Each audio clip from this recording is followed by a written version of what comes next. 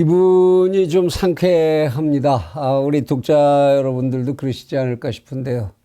한미 정상회담을 지켜보고 난 뒤의 기분입니다. 참 그동안에 참 찝찝하고 아슬아슬했던 한국 외교, 그 현장에 드리웠던 먹구름이 싹 거치는 것 같은 그런 기분이 듭니다. 저는 24K 하승영 단도직입, 오늘 한미 정상회담의 성과에 관한 이 이야기를 좀 정리를 해볼까 합니다. 아직도 전 정권의 미련에서 벗어나고 있지 못한 일부 이제 보도 매체와 유튜버들, 이런 사람들이 내놓는 이야기를 제외한다면 윤석열 대통령의 첫 번째, 정치 경험도 없고 외교 경험 전혀 없던 이런 초짜 대통령인데, 이 대통령의 첫 번째 외교 무대 데뷔전이 일단 국내외 전문가들로부터 높은 점수를 얻으면서 성공적이라는 평가를 받아낸 것 같습니다. 지금부터 1년 전에 문재인 전 대통령이 미국을 방문했었죠. 그래서 바이든 대통령하고 정상회담을 했었는데, 한번 그때의 채널 24K의 평론을 한번 다시 봐보시면 감회가 새로우시리라고 생각이 됩니다. 참으로 많은 차이를 보이는군요. 바이든 대통령의 도착과 동시에 삼성전자라는 기업체 현장부터 확인하는, 이 이전에는 일찍이 볼 수 없었던 미국 대통령의 방문 모습, 이런 파격적인 장면들이나 내내 2박 3일간 이어진 그러한 새로운 분위기들에 국민들도 신선하다라는 느낌을 받으신 것이 사실인 것 같습니다. 국가 간의 외교라는 거는 두 가지 측면에서 대개 평가를 하게 되죠. 하나는 국제적으로 인정되는, 외교를 할 때 인정되는 소위 국제 외교 프로토콜이라는 것, 외교적인 의전이 충분하게 적절하게 갖춰져야 하는 것이고, 그런 외형적인 데에서 세련됨을 좀 느낄 수 있어야 그것이 국격을 보여주는 것이 되죠. 그리고는 결국 이제 그러한 교섭을 통해서 주고받는 내용에 있어서 어떤 실익이 있었느냐, 거기에 대한 충실성, 이것 두 가지를 들여다보면 그 외교적인 접촉이 성공적이냐 아니냐를 따져볼 수가 있겠죠. 청와대라는 기성적인 공간을 벗어나서 급속하게 조성이 된 거죠. 대통령 집무실, 용산의 대통령 집무실을 이용한 외빈 접대에 행여나 소홀함이 생기지 않을까, 이거 참 아슬아슬하게 걱정을 했던 국민들도 없지 않았던 것 같은데, 그러한 걱정을 단숨에 기우로 만들어버린 윤석열, 바이든 두 정상의 실무에 집중하는 그런 자세가 돋보였던 회담이었던 것 같습니다. 김건희 여사의 미모나 바이든 대통령이 이에 대해서 우리 장가 잘 갔어, 이제 대한민국 국민들 이 영어 이제 누구나 다 아시게 됐는데요. Married up, 장가 잘 갔어. 참 영어 좀 한다는 사람들도 얼른 알아듣지 못한 그런 미국 영어죠. 이런 따위 농담, 그리고 또 뭐 참 끝까지 이거 뭐라고 얘기해야 될까요?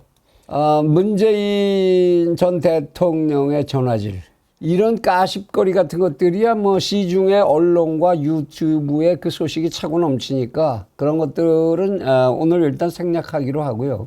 우리 채널 24K는 이번 정상회담에서 두 가지 내용에 주목을 합니다. 외형적인 문제에서는 에어포스 1에 도착 전에 한국에 들어와 있던 비밀 경호국 요원들이죠. 이 사람들 대단한 사람들인데, 이 요원들이 일찍 와가지고 여기저기서 술 좀 먹고 이러다가 택시 운전사하고 시비가 붙어갖고 한국인에게 이제 행패를 부리고 이랬던 사건이 발생했던 거, 오게티라고 할 수 있는데요. 이런 사건이 근데 다행히도 국내법에 의해서 용산경찰서에서 재빠르게 처리를 완료해 가고 있는 것으로 알려지고 있고, 미국 측에서도 이런 한국 측의 국내법 적용에 대해서 이의가 없었다는 얘기가 전하고 있습니다. 그러고 보면 참 많이 달라진 거지요. 바이든 대통령이 이 얘기를 듣고는 어떠한 처벌이라도 하라고 아주 경로를 했다는 그런 뉴스도 전해지고 있습니다. 그런 것 이외에는 대체로 외형적인 면에서는 양측에서 불만이 나오고 있는 게 없으니까 성공적이라고 평가를 해야 할 것 같습니다. 다시 회담의 내용을 정리를 해보면 회담 내내 가장 중심이 되었던 주제가 경제 안보에 관한 협력이라는 것이었죠. 그래서 그 개념을 정확히 무엇인가를 정리해 보는 것이 이 회담의 성과를 읽는 핵심이 될 거라는 생각입니다. 실제로 회담에서 이 경제 안보라는 말을 영어로 어떻게 표현했는지에 대해서는 전해지고 있지를 않아서 그 표현을 정확하게 뜻을 지금 잡을 수는 없지만 어쨌든 이 표현은 상당히 여러 가지로 해석될 가능성을 가지고 있다는 것에 주목을 합니다. 첫째로 해석할 수 있는 게 두 나라가 안보와 경제 중에서 오직 경제에 초점을 맞추어서 경제의 전방위적인 동맹체를 결성하고 거기서 생기는 공동이익을 중국이나 이런 이거를 노리고 달려드는 세력으로부터 공동으로 그 이익을 지키기 위해서 협력한다라는 뜻이냐? 이게 경제 안보라는 것이냐? 경제적인 측면에서 안전보장을 한다 이런 얘기죠. 또 다른 해석으로는 지금까지 경제와 안보라는 문제를 서로 별개의 문제로 인식을 해와서 이거를 이제 정경분리의 논리라고 하죠. 대개 국제적인 관계에서 오랫동안 지켜져 온 관행이기도 합니다만은 이런 정경분리 따위의 논리를 벗어나서 이제 국제사회에서 안보와 경제는 분리되지 않는다.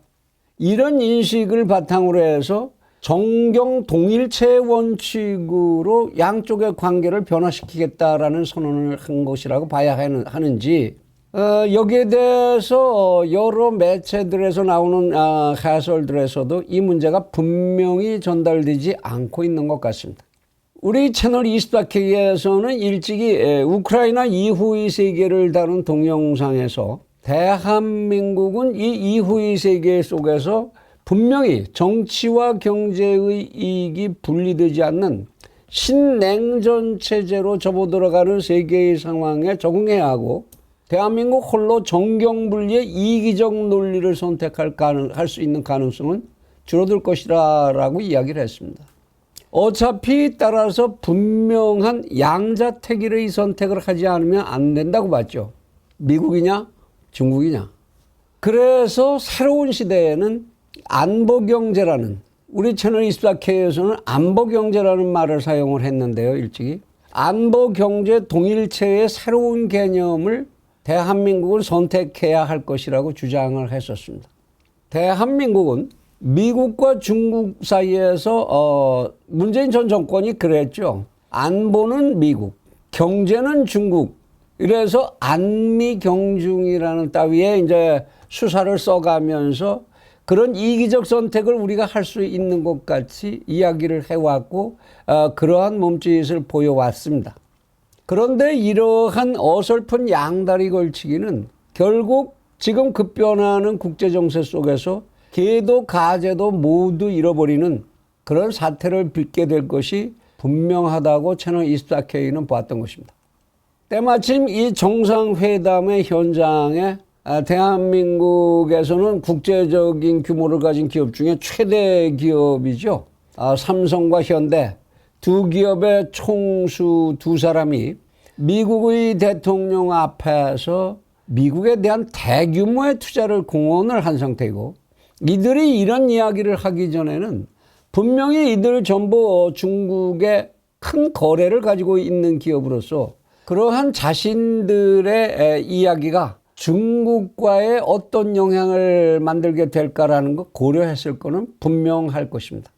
그렇다면 이제부터 윤석열 정부는 이 경제 안보라는 표제의 해석과 운영 방향을 우선 명백히 하고 그래서 저희 채널 24K에서는 저희가 해석한 것 같은 안보 경제라는 개념과 같은 것으로 해석하기를 원합니다만은 그렇게 방향을 명백히 함으로써 국제적인 오류가 일어나지 않기 위한 구체적인 전략 마련에 이제부터 나서야 할 것이라는 생각입니다. 정상회담에서 바이든의 요구는 구체적으로 중국 배제라는 언어를 사용하지는 않았지만 이 회담에서 요구한 IPEF, 인도태평양 경제 프레임워크라는 이제 새로운 경제 공동체의 구상, 여기에 한국이 참여해 주길 바란다. 그리고 쿼드에 한국의 참여를 촉구한 걸로 봐야 하고, 윤 대통령은 이러한 바이든의 요구에 대해서 거의 확답 수준의 화답을 하였다고 보아야 할 겁니다. 이제 따라서 방향은 채널 24K의 입장에서 해석한다면 이제 대한민국의 미중 사이에서의 외교적 방향은 안보와 경제를 동일시하는 안보 경제 동맹 체제로 전환되었다고 보기를 희망합니다. 그 다음에 문제가 대북 전략의 변화의 문제인데요. 두 정상은 회담 내내 지난 문재인 정부가 자랑으로 삼았던 싱가포르 선언이나 판문점 회담 선언 이런 얘기에 대해서 단 한마디도 언급을 하질 않았고요. 바이든 대통령은 한반도의 완전한 비핵화라는 표현을 사용했는데 윤석열 대통령이 이 이야기를 곧 이어서 북측의 완전한 비핵화라고 수정을 하고 바이든이 여기에 토를 달지 않아 이의를 제기하지 않았죠. 그래서 이 두 정상은 북측의 완전한 비핵화를 대북 정책의 목표로 제시한 것으로 읽어야 할 것 같고, 그리고 동시에 한미 간의 군사동맹 협력 체제의 복원을 약속한 것으로 해석해야 할 것 같습니다. 지난 5년간의 문재인 정권 체제 하에 대북 정책의 전면 폐기가 이루어졌다고 봐도 무방하다라는 생각을 하게 됩니다. 이에 대한 상징적인 장면이 하나가 연출이 됐죠. 바이든 대통령이 떠나는 날 정의선 현대차 회장을 불러서 만난 자리에서 백악관 측이 주최한 기자회견이 있었는데, 그 자리에서 한 기자가 북쪽의 김정은에게 보낼 메시지가 있느냐고 물었습니다. 그랬더니 바이든이 hello 이러고 김정은을 부르는 이제 말을 했죠. 그리고 나서 잠깐 텀을 두고 난 뒤에 뭐라고 얘기했습니까? period라고 얘기했습니다. 마침표라는 뜻이죠. 사실 period라는 것은 한 기간 이거를 주로 뜻하는 언어입니다만은 무엇을 끝낼 때, 이게 미국식 영어에서 많이 쓰는 표현인데요. 더 이상 할 말 없어. 이럴 때 쓰는 표현이죠. period라고 말을 끝내버렸습니다. 이러한 바이든 대통령의 언어가 과연 김정은에 대해서 어떻게 생각하는 데서 나오는 언어일지, 그것에 대한 해석은 독자들께서 해보시면 재미있으실 것 같습니다.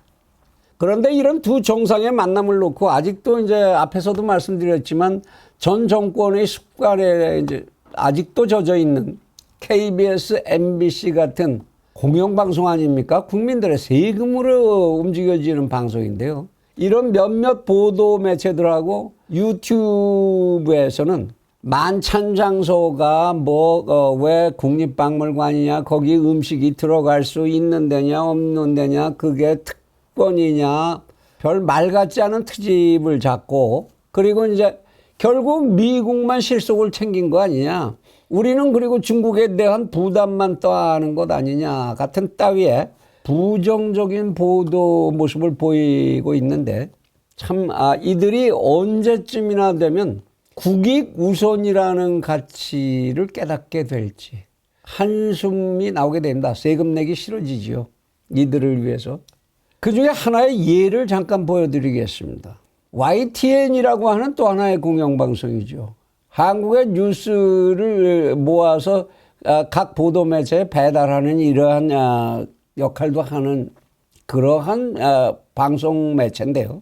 지금 화면에서 보듯이 그 제목을 뭐라고 달고 있습니까? 이 보도 내용의 제목을. 한반도 넘는 협력 약속, 미 언론 좁아진 외교. 이 장면의 제목을 한반도를 넘어서는 협력을 약속했다, 두 나라가. 그러니까 한반도에 국한된 것이 아니라 세계적으로 동맹 관계의 효과를 넓힌다라는 약속을 했다. 이렇게 해석하라는 얘기죠. 그러고 뒤에 나온 얘기가 미국 언론들이 이거 결국 이래서 좁아진 외교가 됐다, 이런 얘기를 했다. 무슨 얘기입니까? 대한민국의 외교의 영역이 세계 전체를 상대로 하는 것처럼 동맹을 강화하는 바람에 외교적인 역할의 무대가 좁아졌다. 실패했다라는, 한국의 입장에서 보면 실패했다라는 얘기를 하고 싶은 것 같이 제목을 뽑아놨죠. 그런데 이 보도 내용을 들어보면 결국 이 매체의 보도는 무엇이었느냐? 한미의 대북 전략이 대화 중심 정책으로부터 방향을 바꾸고 있다. 그 이전에 트럼프 이때는 대화로 할 거야, 아니면 뭐 폭탄도 던질 거야, 전쟁할 것 같기도 하고 뭐 이렇게 얼르고 하던 것이 대화만을 통해서 해결한다, 외교적 해결만을 한다라고 이야기했던 영역이 사라져 버린 것 같다. 이런 얘기, 이런 보도를 하고 있는 것이죠. 참 이렇게 보도 자료에 제목 하나 뽑는 데까지 상당히 악의성을 느낄 수 있는 이런 편집을 하는 공영방송, 이거 언제나 달라질지 모르겠습니다. 이제 윤석열 정부의 숙제는 분명해진 것 같습니다. 힘있는 국방이라는 방향의 선회를 이제 그러면 방향은 선택을 했는데 어떻게 현실적으로 실현시킬 수 있을 것이냐 하는 실천의 방법을 수립해야 한다는 것이 숙제로 남게 됐습니다. 그리고 그거는 어차피 우리가 해야 되는 숙제죠. 또 하나, 지금도 이미 나타나기 시작하고 있고 중국의 외교부장이 툴툴대고 벌써부터 참 말 같지 않은 소리 하고 있고 합니다만은 충분히 예상할 수 있었던 거지요, 뭐. 중국의 목리를, 이제부터 일어나게 될 중국의 목리를 어떻게 요리해야 할 것이냐라는 현실적인 대안을 조속히 마련해야 한다라는 것이 또한 우리의 숙제로 남게 됐습니다. 어차피 중국과의 관계는 이제 대한민국으로서는 일정한 관계로 정리를 해야 되는 수순, 그것을 밟는 수밖에 없는 그런 차원으로 이동을 하고 있는 겁니다. 중국의 5,000년 역사를 살펴보면 중국은 주변 국가하고 공존 공용이라는 것을 모색한 외교적 관계를 가진 예가 거의 없습니다. 자기네 나라는 천자의 나라고 나머지는 결국은 조공을 바치는 그러한 조공국가의 위치를 강요하는 5,000년 동안 내내 그러한 제국주의적 관념에 젖어 있는 것이 중국의 외교라고 할 수 있죠. 경제적인 문제에 있어서도 중국 상인하고 오래 거래해서 재미 본 사람 있다, 그런 얘기 세계적으로도 듣기가 어려운 얘기인데요. 우리가 중국의 중화주의를 핵심 사상으로 하는 중국의 경제 속으로 들어가 봤자 길게 가서 얻을 것은 결코 많지 않을 거라는 생각, 우리는 이제 그러한 깨달음을 가져야 합니다. 중국과의 거래에서 단기적으로 감당해야 하는 일시적인 피해를 최소화하고 끊을 수 없는, 상호가 서로 이익 때문에 끊을 수 없는 그런 분야가 분명히 남게 됩니다. 그런 상호 이익을 유지하기 위해서는 현실을 누구보다도 가장 잘 알고 있는 우리나라 기업의 당사자들과 그 수뇌들과 정부가 머리를 맞대야 할 겁니다. 그리고 우리보다 앞서서 그러한 적당한 관계를 지속적으로 유지해오고 있는, 정치적으로는 그렇게 적대적이면서도 그렇게 유지해온 일본의 전략을 한번 정밀하게 분석해 볼 필요가 있다고 권고하고 싶습니다. 미국이 새롭게 시도하는 IPEF 체계가 성공을 한다면 그러한 경제 블록의 크기는 중국의 2배의 크기가 넘어서게 될 것이다라는 그러한 국제적인 전문가들의 전망이 이미 나오고 있는 상황입니다. 어떤 경우가 됐다 하더라도 우리가 주눅든 마음, 그런 자세로 중국과 상대해서는 얻을 것이 없다라는 걸 잊어서는 안 됩니다. 아직도 대한민국에는 윤석열 정권의 실패를 간절히 빌고 있는 반대한민국적 세력의 단말마적인 저항이 강력하게 존재하고 있습니다. 그러나 채널 24K는 이번 한미 정상회담에서의 합의들을 분석을 하면서 두 정상 간에 한반도 통일에 대한 가시적인 인식의 공유가 있었을 것으로 봅니다. 언젠가 대한민국 주도하의 공산 세력의 청산을 전제로 한 통일이 모든 문제의 해결의 답이 될 수 있을 것이라고 믿습니다. 이번 정상회담의 최대의 성과는 지난 5년간 진행된 동맹관계의 비정상 상태를 단번에 정상화시켰다는 것일 것입니다. 윤석열 정권은 이러한 동맹 간의 이익을 기초로 해서 대한민국 주도하의 통일을 앞당기는 목표에 힘을 집중해야 할 것입니다. 그것을 이번 정상회담에서 대한민국이 얻은 최대 이익으로 만들어내야 할 것이라는 이야기입니다. 그런 방향을 가지고 그렇게 매진을 해서 어차피 대한민국이 미칠 건 없지 않습니까? 북쪽의 김씨 왕조가 무너지는 것은 이제 시간의 문제인 것으로 보이고 때마침 중국은 국내외에서 자신들 스스로를 수습하기 어려운 혼란기에 접어들고 있는 것으로 보입니다. 대한민국의 천재 1호의 기회가 다가오고 있지 않은가 그런 생각을 하게 됩니다.